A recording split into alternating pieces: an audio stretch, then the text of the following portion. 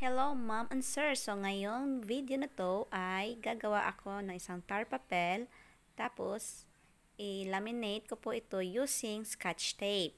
So first, nagdikit po na ako ng mga tar papel. O yan po, ang ginagawa ko dyan ay kumuha ako ng isang scotch tape, tapos ginanyan ko lang po yan ang ginagamit ko para sa pag-laminate upang hindi mabasa ang aking tar papel for the bulletin. So, matipid po siya, and then wala po tayong isang mga film na pang tar papel for 2x2 po yan.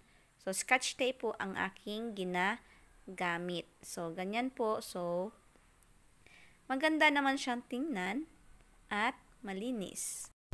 Ito po ang resulta.